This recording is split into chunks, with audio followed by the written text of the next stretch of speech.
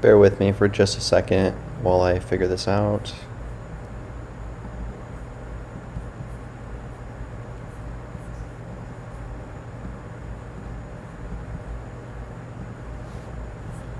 Okay.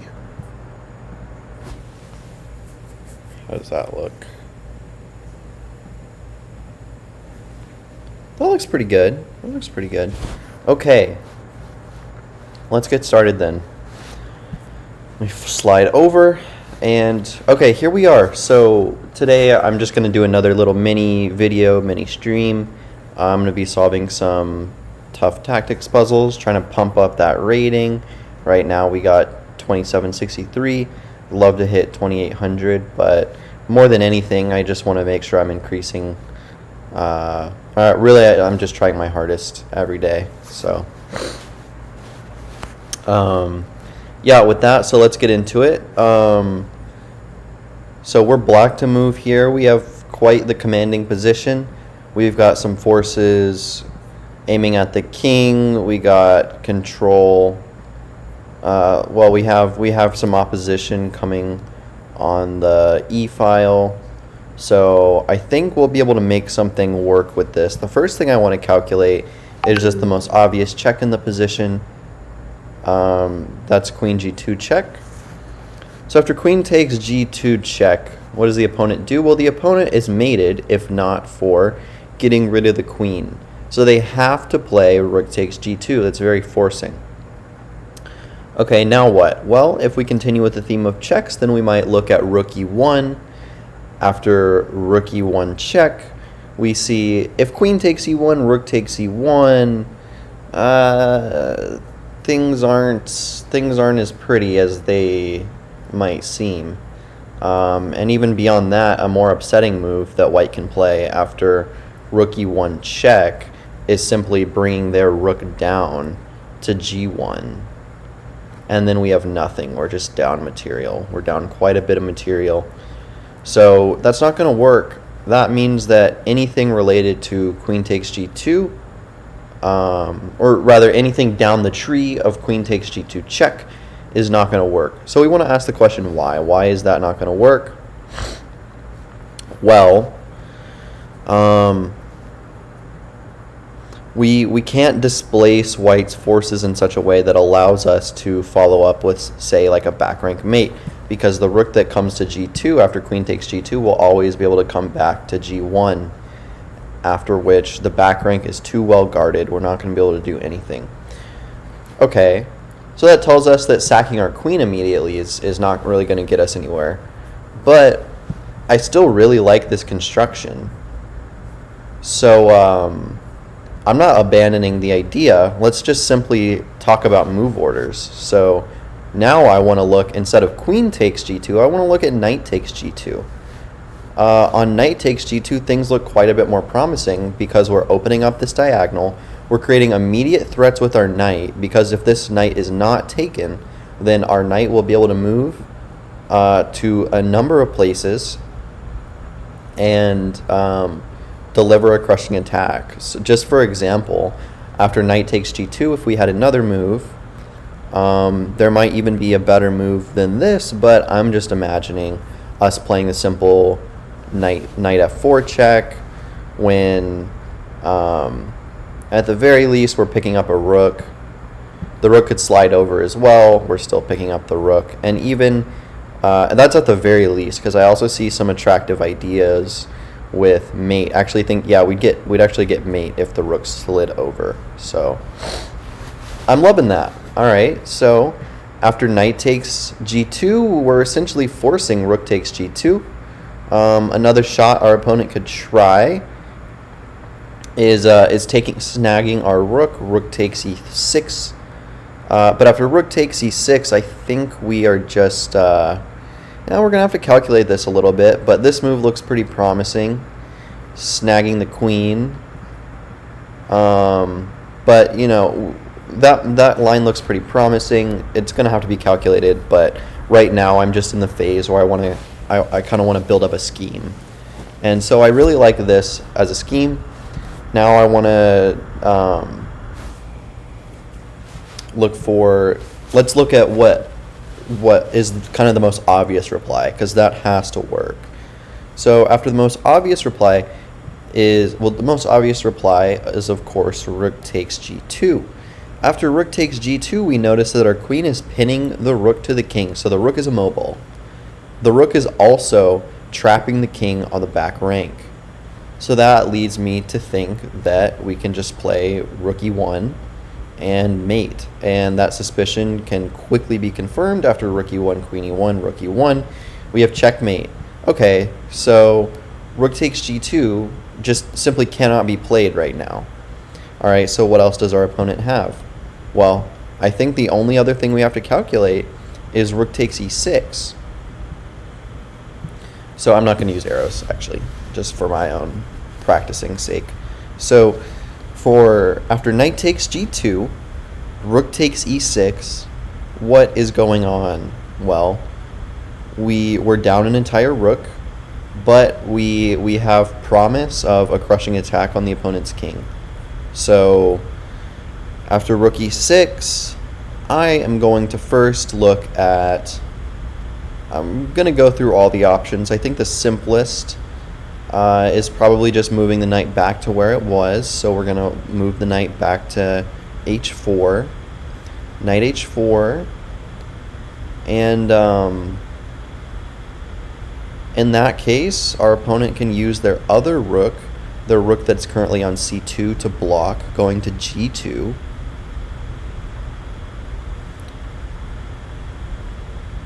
Okay, after which we would take back with our rook, we would take back on e6, and things are looking promising, but I'm guessing we can squeeze more out of this position.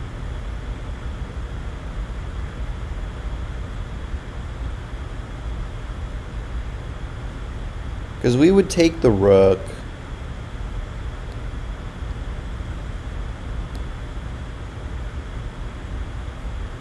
but the pawns on the queen side look a bit scary, combined with the fact that the knight is well placed on the queen side. White's knight is well placed on the queen side. I'm going to move on, because we have other options as well. This is just the simplest option and definitely not the most promising, just the simplest. We always want to check the simplest first. So yeah. So again, we are looking at knight takes g2, knight takes g2, rook takes e6. Another simple idea is just to take back the rook takes e6, but then we have to deal with rook takes g2.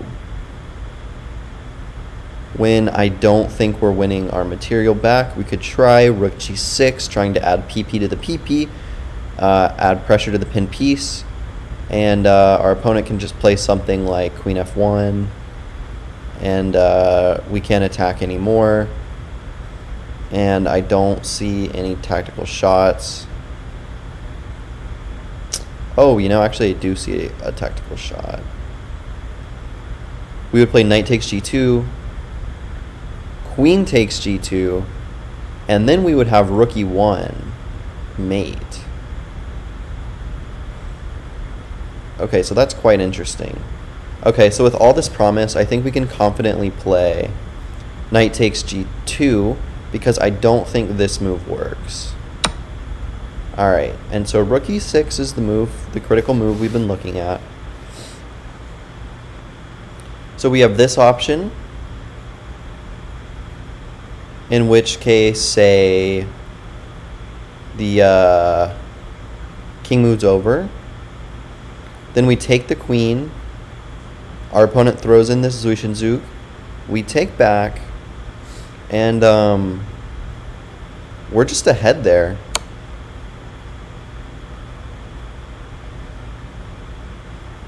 And now even this is an option.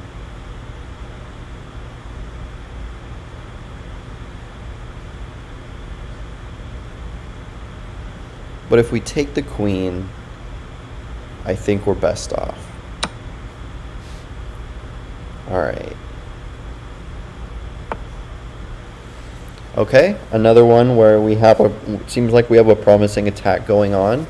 With this king being awkwardly placed, we have control of the open B file. Our pawns are doing work on the dark squares, and seems like if we could just get a queen in here, maybe sack to open some lines, get a rook over in here, we'd be doing really good. So let's see if we have any immediate shots. This looks terrible, but this looks quite promising. Any checks? No checks. Captures. We've got knight takes c4. After d takes c4. Sure, we're opening some lines in the center, but I don't see any ways that we can exploit them. Just for fun, d5. If ed... Yeah, I don't even really see anything. I guess ed, we would play e6. Maybe we'd have something there, so maybe our opponent doesn't play ed. Our opponent is not at all obliged to play ed, so I'm going straight to... well, okay, there also is this check, which I initially neglected, but I think should be looked at. This is actually quite strong, because it represents a mating threat, namely that it forces king takes b1, which is great. But I don't really see a follow-up besides bringing the other rook to b1, and then we're just kind of off where we started. So instead of pursuing that line, what if we just play rook b1 first, creating the immediate mate threats on the king. The king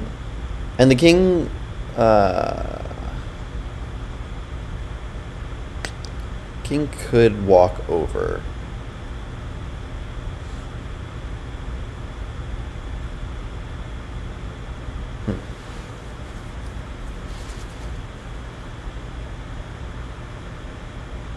Okay, I'm gonna think for just a bit.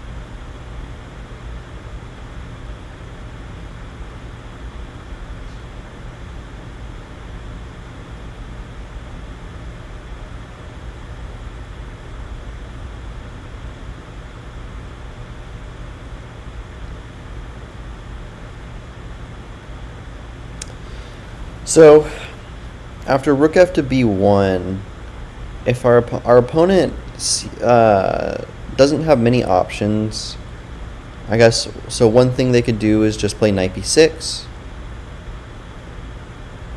And another thing they could do is play king to d7. If knight b6, I'm not too happy there.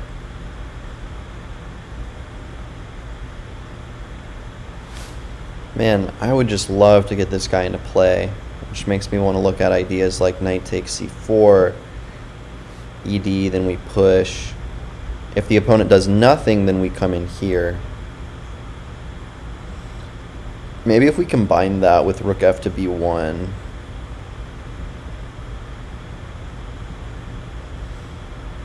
Or maybe a knight sack to open up this file. I think I need to broaden my options. Hey, Robin210669. Hey, how's it going? How do you get so good? How do you get so good? I'd say... How do you get so good? I guess what you do is you practice a lot, but it's not just practice. It's like, I mean, solving puzzles like this all the time. Um, but not just like guessing and solving. It's like really concentrating, and it's like it's doing playing these puzzles Russian schoolboy style. And what does that mean? Russian schoolboy style means that you don't move a single piece until you're confident that you've solved the entire puzzle. So it's not giving in to any of that, like, okay, I'm gonna I'm gonna guess, and if I get it wrong, oh well. It's more like I am gonna hone in on the right idea, and I'm not gonna make any moves until I know it's the right idea. So it's not necessarily like until you've solved the entire puzzle, but it's until you're confident that you know how the puzzle's going to proceed, type of thing. Um, so it's really spending the time, and I honestly take advantage of the gamification of chess.com, for example. Like, I love seeing my rating go up, and I love looking at my rating, you know? And so that's another thing that motivates me to like really focus on the puzzles, because I'm like, okay, if I get this wrong, my rating's going to go down, and if I get it right, my rating's going to go up. Um, but really, at the end of the day, it's all about focus. It's all about putting in the time and just focusing really hard on the puzzles. And like I said, one way you can try to uh, focus for yourself is by taking advantage of the gamification. So that would be my advice. Honestly, don't play games. Just don't binge playing game after game after game. You're not gonna get good that way. Like, especially if you're not like analyzing them hardcore. It's fine to go on like a brief game binge, but you essentially, like, you want to be intentional. Everything that you do in chess needs to be with focus and with intention. And as long as you're doing that, you're going to get good. And it's just a matter of time. But analyzing all of your mistakes, focusing to try to not make mistakes, but acknowledging it's okay if you do make mistakes, because you will. You certainly will. Then focusing, and yeah, and I guess taking some time to appreciate how far you've come at moments. Say you do this for a month, 2 months, and you see your rating go up. Don't just wish that you had a higher rating. Like, take some time to appreciate the how far you're coming. I guess that would be my advice. And I could have worded it better, but this is just a little mini stream, and I've got some things going on. So, okay, let's get back into the puzzle though, because this puzzle is tricky. This puzzle is very tricky. Because I'm really tempted to hone in on the weak king that I see with moves like rook fb1, but then I see like more or less simple refutations with just knight b6, and I'll draw those arrows for y'all. So this, and then it's really unclear how to proceed from here. I mean, this invites ideas like knight takes c4, and then like if the opponent obliges and plays knight takes c4, well, yeah, then we start to have some ideas. We force the king down. Maybe we can move our queen in, and things are going on there. But our opponent does not have to do that. They could just play d takes, and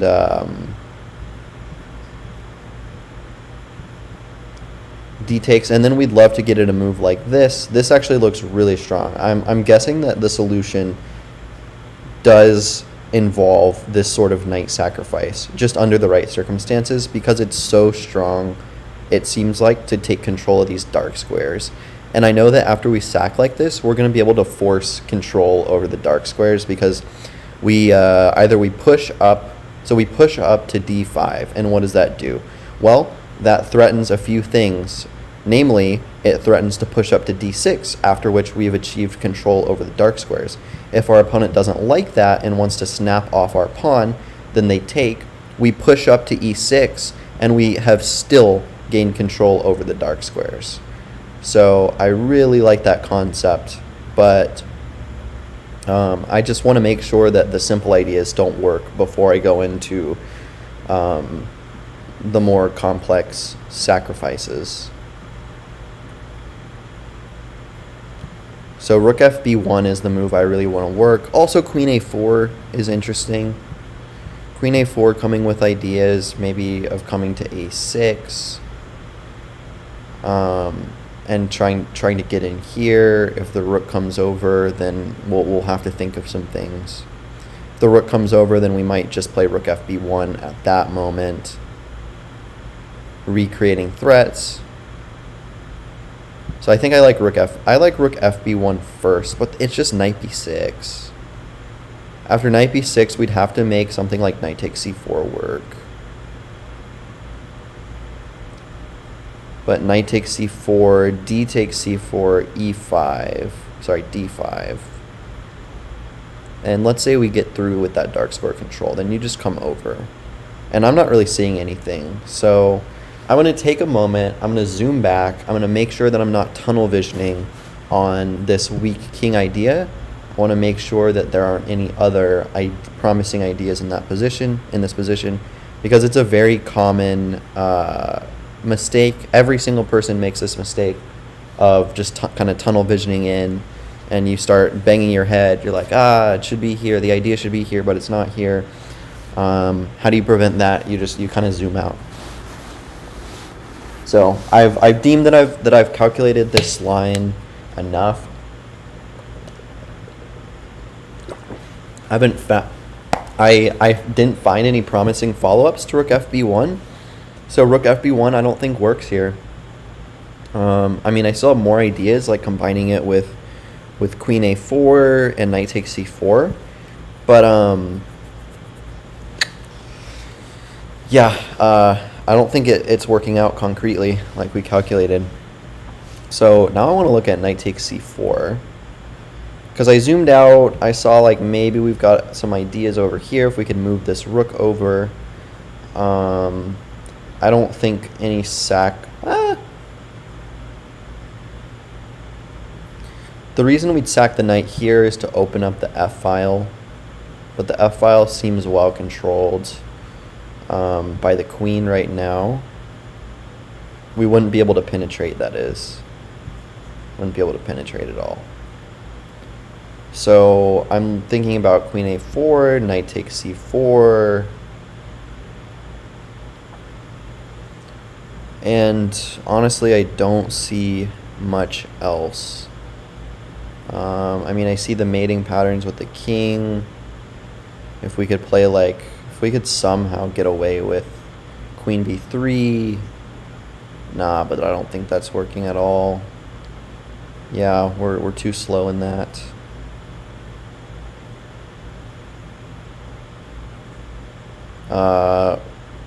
So rook fb8, knight b6.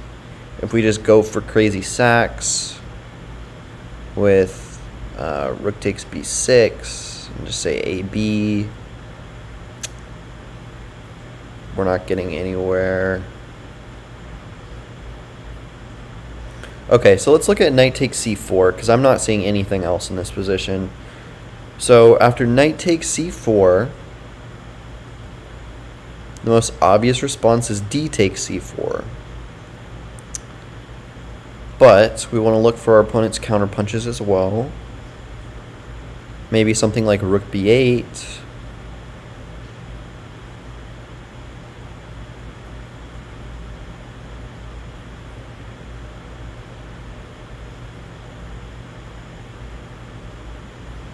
I think rook b8 would be fine.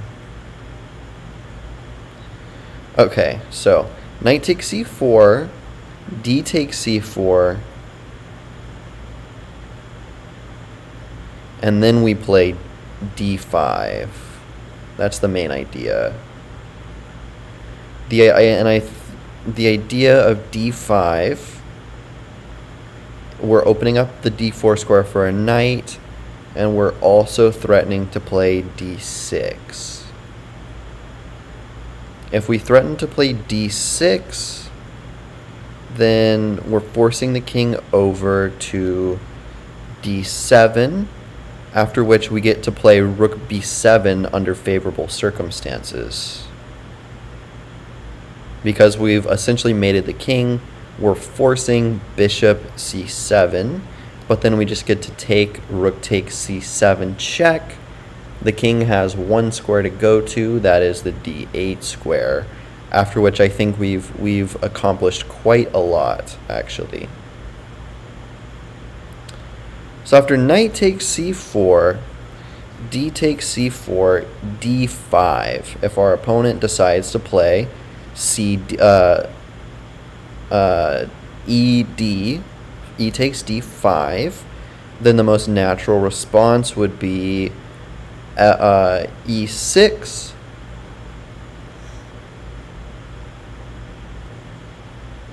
I don't like that e6 allows knight to d6 though.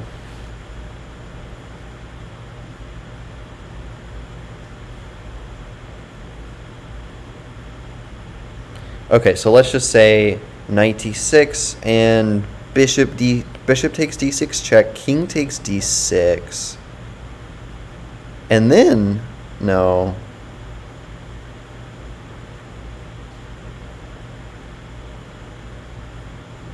Well, bishop takes d6 check, king takes d6, and rook b7, cutting off the king.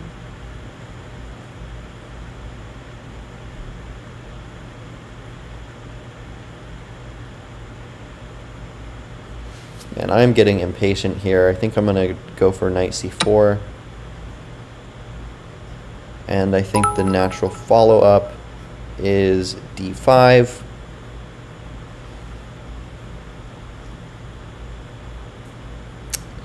Robin, thanks for the follow. Robin, maybe f1 to b1, then c2 to c7. f1 to b1, yeah, c2 to c7, f1 to b2, c7, maybe it will be checkmate. No, it's not going to be checkmate. Can we go back? Oh, yeah, we can. Okay, so this was, I like your idea. That was the first thing I calculated. I calculated this idea. But I just saw that knight b6 kind of prevents that entire idea. Because now the rooks are just being blunted by a single knight. Like 2 rooks, so that's 10 points of material is just being dominated by like 3-4 points of material. And I didn't really see any concrete follow-up after that. We could try sacking, which I calculated already. It doesn't work. Oops. We'd basically have to sack our other rook too, or sack our knight under unfavorable circumstances. That's just not working out. So then I decided that it had to be knight takes c4 in order to try to dominate the dark squares and play rook b7 under favorable circumstances. So with that in mind, I think we have to play d5. But I'm going to pause here because I'm not entirely sure. Because the merit of playing d5 is that we we threaten d6, and if we threaten d6, then the king has to come to d7, like we calculated earlier. After which we get to play rook b7 under favorable circumstances, because the only move that our opponent has is then bishop coming to c7. After which we can then play rook c7 check, forcing king d8, and then bringing our other rook to the d file. I think we really have something there.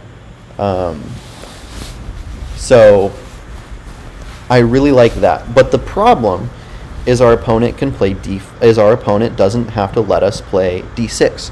Our opponent can take, after which we have to do more calculation, because after f5, or sorry, I keep saying that's the f file.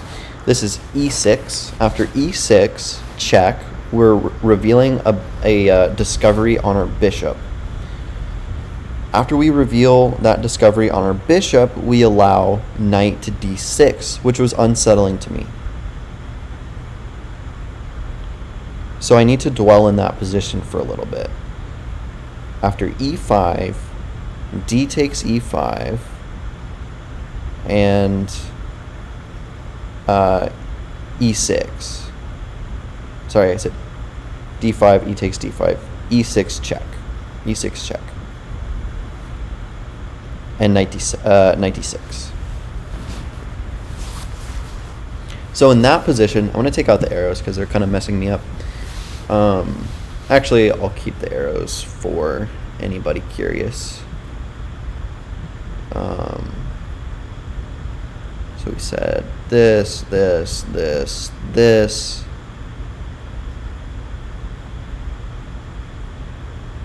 And the question is, what is our follow-up there? Well, even in that position, rook f to b1 looks very useful, because why did we not want to play rook f to b1 before? Well, the reason we didn't want to play rook f to b1 before is because of knight b6. But now, after playing e6 with check, we essentially force the knight to come up to d6, where now rook f b1 looks appealing because it's much harder to stop our ideas with the rook. So I think we have to play d5. Okay. And this move I don't really get. We could take the knight and win back our material and open up the d file for our rook and open up a diagonal for our queen. That looks really promising. But let's not just stop there. Let's try to go for the throat. So what happens if we play d6 check? That's the only check we have in the position. After d6 check, I think the king, it seems as though the king has a number of comfortable squares it can go to. For example, c8. If the king goes to c8, then we have, we could set up this threat, but it's going to take a while. I don't think we really have time for it.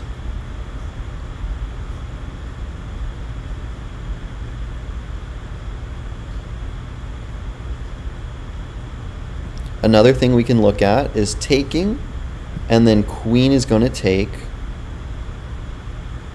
and then we play knight d5 and our attack rages on. So yeah, I think if we can't get d6 to work, then we're just going to want to take, win back our sacrifice material with some interest, because then we've built this square in the center for our knight to come to, which is beautiful. And our rook is on this file. If the queen, actually, you know what? If the queen moves, then we're opening up opportunities to penetrate on the 7th rank via the f file. So this is all looking very promising, actually. So after d6 check, and let's say king to b8. King to b8 seems safest to me.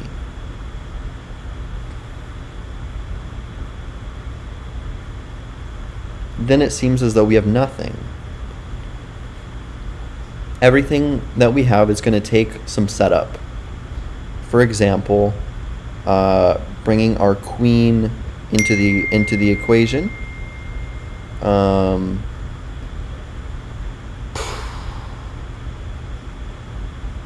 Where I don't see any concrete threats. I'm going to do one last look for any other sorts of funky ideas with like maybe knight d5. I don't see anything. I think we just take. And there we go. That's the end of the puzzle. This was quite a tricky one.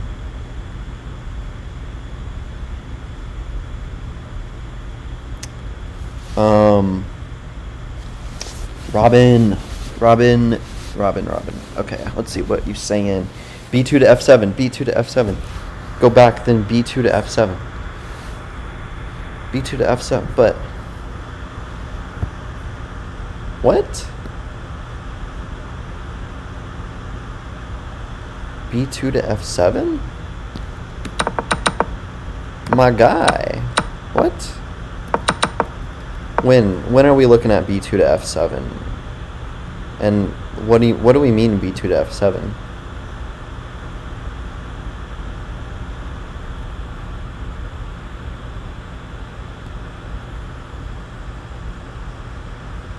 Yeah, just none of those rook ideas really work. Because the only open files we have are the f file and the b file. If we try to penetrate along the b file, then there's just that knight b6 idea, which is really annoying. And we're not really anywhere near penetrating on the f file because of the queen, which meant that we had to play knight takes c4 to try to open up the center a little bit and take control of the dark squares, as well as open up some lines on the light squares for our pieces.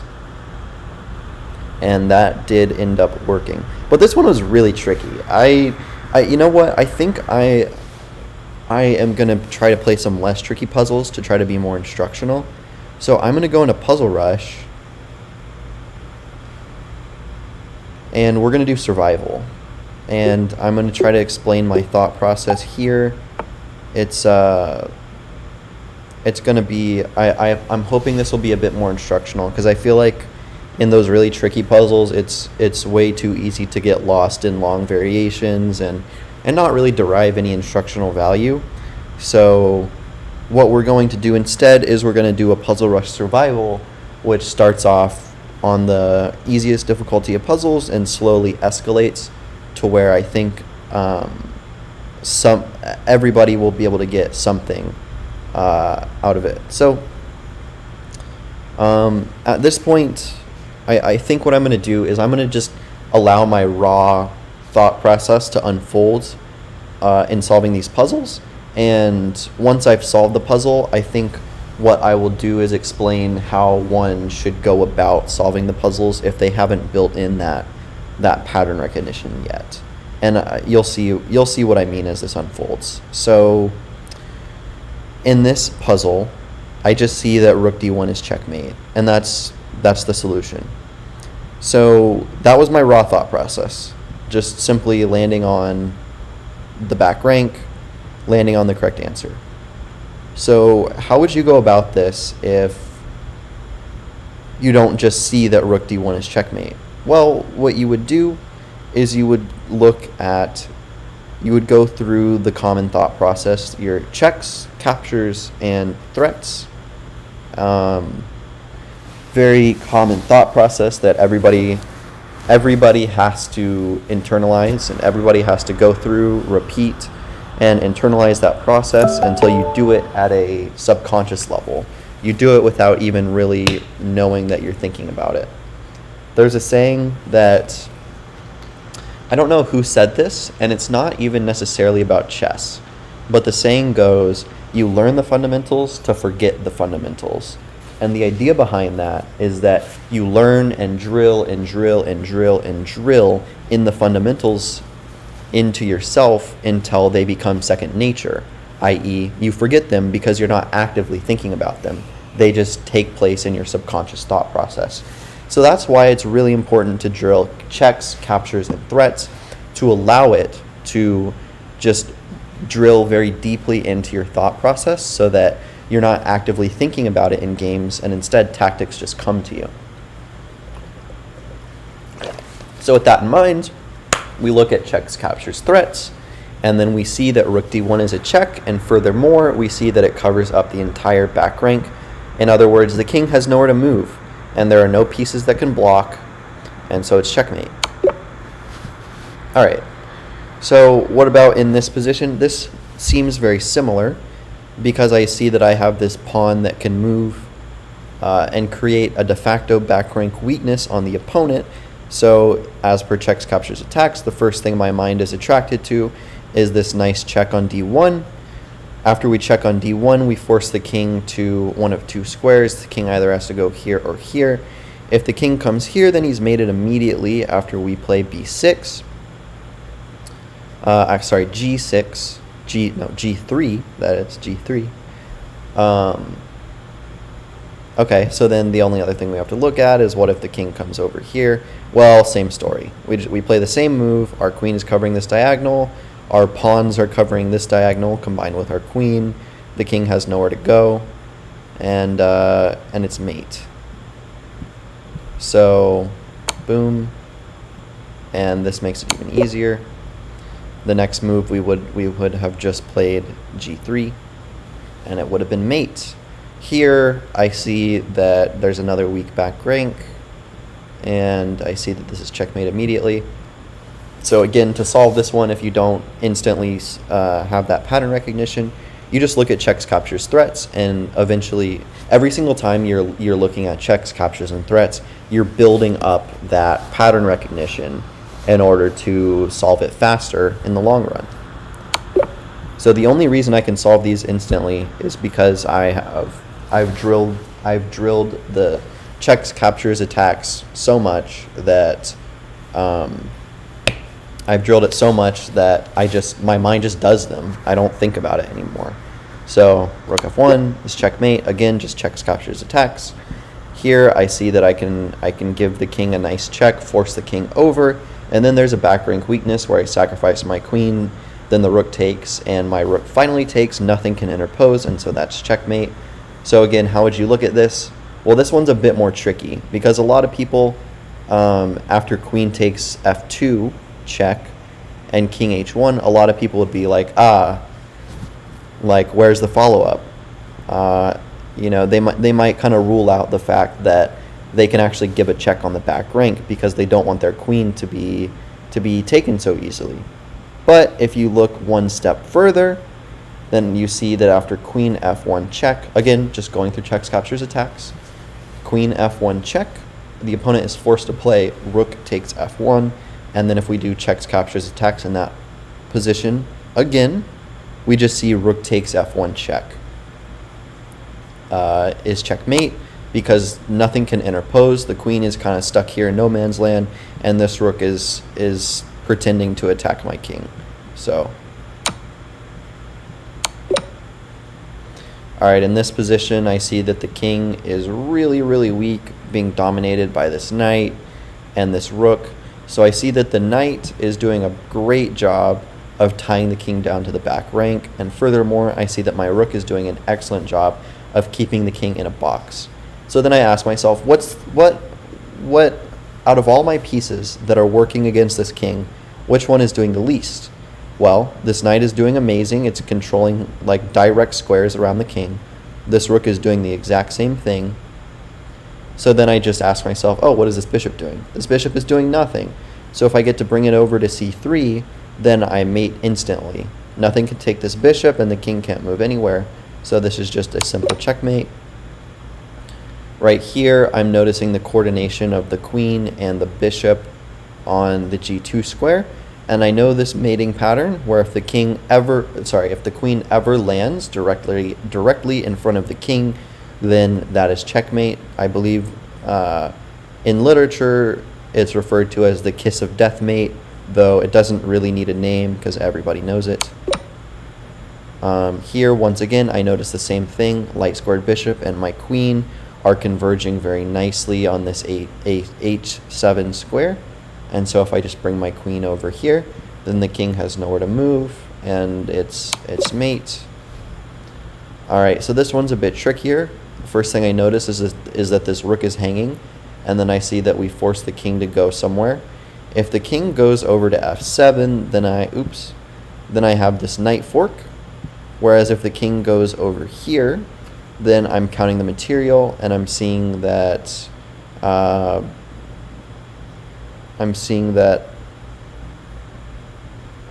material is completely even.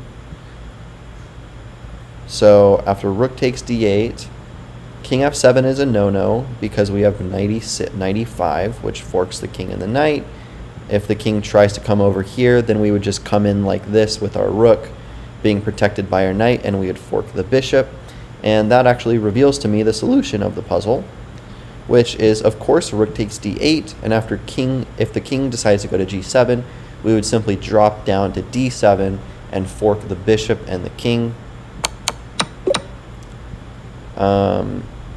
And how would you solve that if you didn't? Well, honestly, on that one, I don't really think that there was much pattern recognition at play, so I think that the thought process that I displayed there is what you should try to emulate as well, just looking for the checks, captures, attacks, and looking for the opportunities.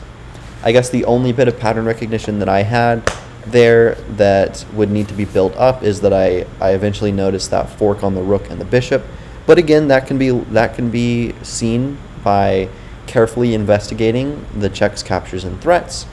You see the check, you see that the rook hits the king, and then you also see that it hits the bishop. If you're looking at the scope of influence of the pieces, you see that the rook is influencing the king because it's giving a check, but it's also, you also look where else it's influencing. Well, it can influence ranks and it can influence files, and then you see that it hits the bishop. No rook can block, and then the king has to move, and you get to pick up the bishop. All right. So in this position, I care not about material because I am way down on material. Nothing else matters, and furthermore, I see that this king is trapped. I'm controlling this square, this square, this square, this square, and this square. Okay, what does that tell me? Well, that tells me if I control this square, then I have checkmate. So I know this pattern with the kings in opposition and pawns between the kings.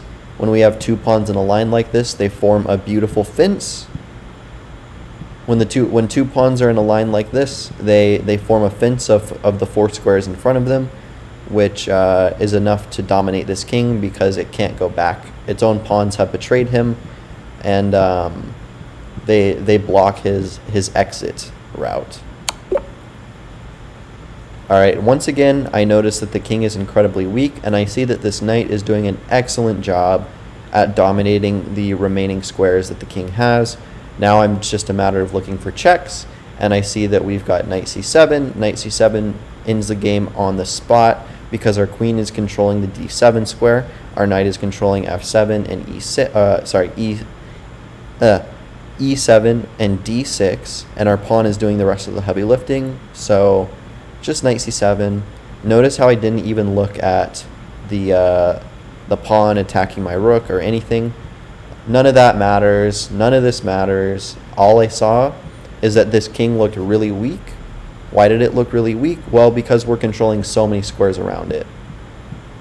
We're literally controlling every square around the king, and then the rest is being blocked in. So whenever you have a picture like this, where the king is just completely dominated, all you have to do is find a check. Because if you find a check, then boom, king's dead. So you just need to train your eye to see. You need to train your eye to see when the king does not have a lot of squares it can access. How do you do that? Well, all you do is at every moment you consider. One of the first things you should consider in puzzles, especially puzzles like these where the king is kind of in the center of the board, is how many squares around the king am I controlling? And so in my head, I just did a quick little visualization where essentially I just in my head turned these squares to red and saw boom, boom, boom, boom, boom. So all I needed was a check. The first check I saw was this one, but it does nothing. So then I looked around and I saw, oh, knight c7.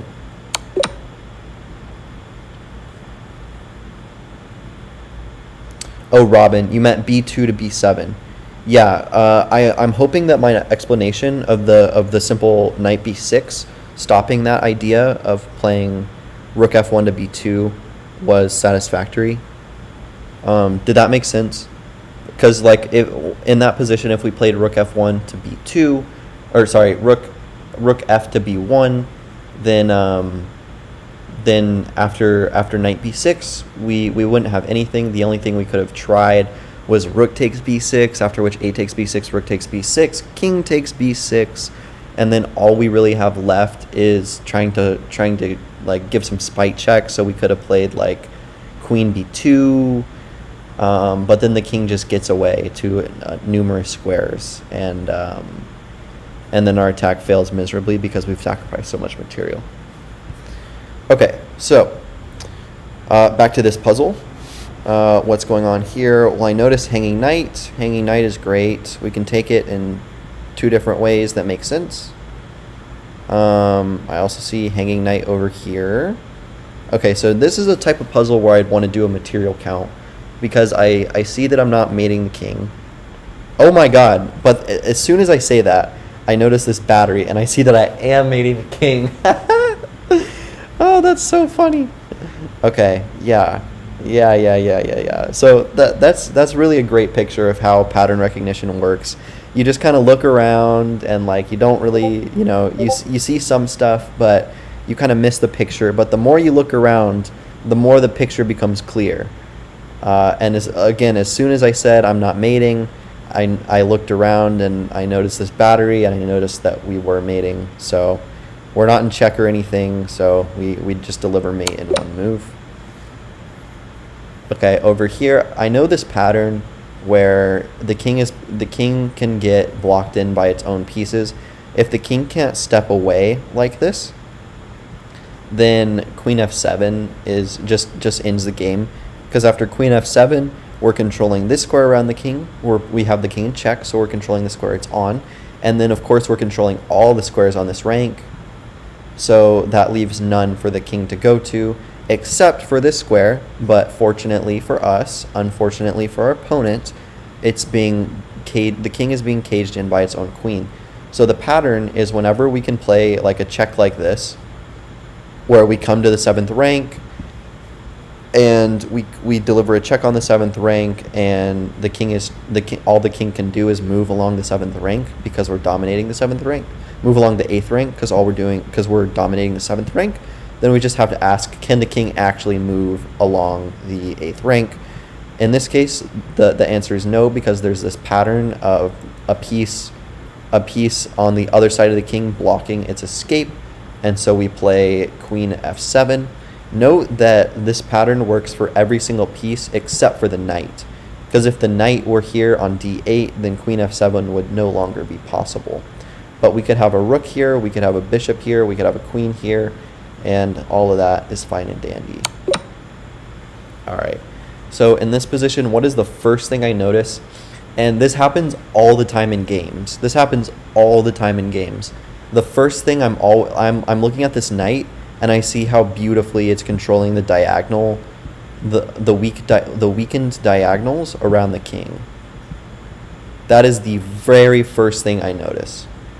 And why is this? Well, it's because the opponent has moved their f-pawn. You almost never want to move your f-pawn in front of your king when your king is just stuck in the center like this. If the king was castled over here, well, it'd be a completely different story. But whenever you move your f-pawn and you expose a diagonal directly at your king in doing so, then it's almost always going to be wrong, because there's almost always going to be some variation of this queen coming on the diagonal and delivering a crushing blow. Note how this knight is beautiful here, controlling so many squares around the king, controlling all of the dark squares around the king, except of course for the dark square that he's on. And note how we coordinate with the queen. After we come in with a check, the king's got to move somewhere, and then we can move inward with our queen and deliver mate. No matter where the king goes, we deliver mate in one. So yeah, this is a really key pattern everybody needs to know, and everybody needs to just like see automatically. Whenever this f-pawn is whenever an f-pawn is moved and it exposes a diagonal on the king, the first thing you want to look for is, can I just stick my queen on that diagonal and cause major damage? In this case, the answer is yes, because of our knight here. And note how I am in not worried at all about pawn takes here. That never even crossed my mind. I know when I was a beginner, that certainly would have crossed my mind. I would have been scared of that. But if I were to follow checks, captures, attacks without being scared of my material loss, you just have to be brave. How do you get good at chess? You have to be brave. Material does not win games. Checkmating wins games. So then I see this, and then I see it's just mate in two. Okay, let's see. It's 2 o'clock, which means that 2 o'clock. I can stay on for just a little bit. No, I should probably get off right now.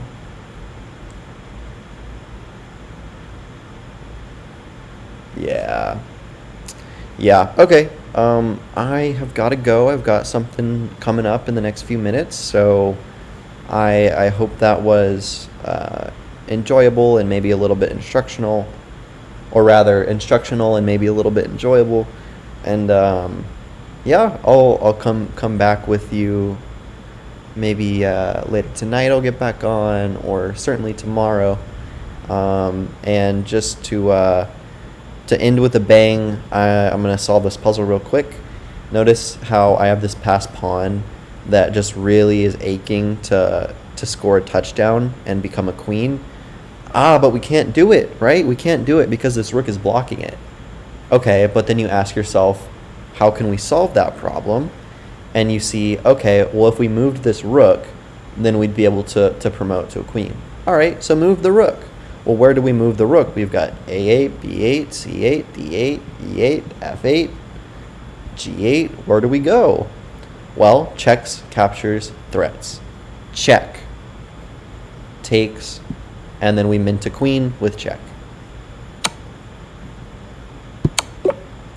All right. So with that, I will end the stream. Just remember, checks, captures, attacks. Internalize it. Even if the check looks ridiculous, you still have to look at it. Because who knows, you know? All right. I hope that was instructional.